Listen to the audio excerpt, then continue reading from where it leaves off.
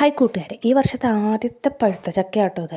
അപ്പോൾ ഇത് പഴുത്ത് അളിഞ്ഞ ചക്കയല്ല, പാകത്തിന് കറുമുറാന്ന് കടിച്ച് തിന്നാൻ പാകത്തിനാണ്. നല്ല മധുരമുള്ള ചക്കയാട്ടോ ഇത്.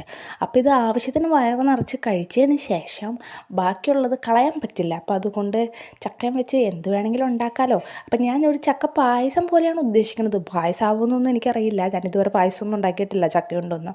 അപ്പോൾ ഇത് ആദ്യത്തെ ഒരു പരീക്ഷണമാണ്. അപ്പം നെയ്യിൽ ഞാൻ അണ്ടിപ്പരിപ്പ് മുന്തിരിയൊക്കെ ഇട്ട് അതിനെ മൂപ്പിച്ച് മാറ്റി വെച്ചു. അത് കഴിഞ്ഞിട്ട് ഞാൻ ചക്ക ഇങ്ങനെ അതിനകത്ത് കടിക്കാൻ പാകത്തിനുള്ള രീതിയിൽ അതിനെ അടിച്ചെടുത്തിട്ട് ചട്ടിക്കകത്ത് വെച്ചിട്ട് അതിനെ പയ്യൊന്ന് ചൂടാക്കിയിട്ട് അതിനകത്തേക്ക് ഇതേ ശർക്കരപ്പാനി ഉരുക്കി ഒഴിച്ചു. എന്നിട്ടും അതിനെ നല്ലപോലെ അങ്ങോട്ട് മിക്സ് ചെയ്ത് അങ്ങോട്ട് എടുക്കുകയാണ് ഞാൻ ചെയ്തത്. നല്ലപോലെ മിക്സ് ചെയ്തെടുത്തിട്ട് നല്ലപോലെ തിള വരണ വരെ വെയിറ്റ് ചെയ്തു. നല്ലപോലെ ഇങ്ങനെ തിളക്കിയത പോലെ കിടന്ന്. എന്നിട്ട് ഒരു നുള്ളുപ്പ് അതിനകത്ത് ഇട്ട് കൊടുക്കുന്നുണ്ട് കേട്ടോ. അപ്പോൾ അത് കഴിഞ്ഞിട്ട് ഇതിനകത്തേക്ക് ഞാൻ ഒഴിച്ചത് പശുമ്പാലാണ്, തേങ്ങാപ്പാലൊന്നല്ല കേട്ടോ. പശുമ്പാൽ അങ്ങോട്ട് ആവശ്യത്തിന് അതിനകത്തേക്ക് ഒഴിച്ചു കൊടുത്തു. നല്ലപോലെ തിളയ്ക്കാൻ വെച്ചു. പിന്നെ നമ്മുടെ ഏലക്ക പൊടിച്ച് അതിനകത്തേക്ക് ഇട്ടു. നെയ്യ് ആ വരട്ടി വെച്ചേക്കണതൊക്കെ അണ്ടിപ്പരിപ്പ് മുന്തിരിയൊക്കെ അതിനകത്തേക്ക് ഇട്ട് കൊടുത്ത് മിക്സ് ചെയ്ത് കൊടുത്തു. നല്ല മണമായിരുന്നു കേട്ടോ ഇത് ഇങ്ങനെ തിളയ്ക്കുമ്പോൾ.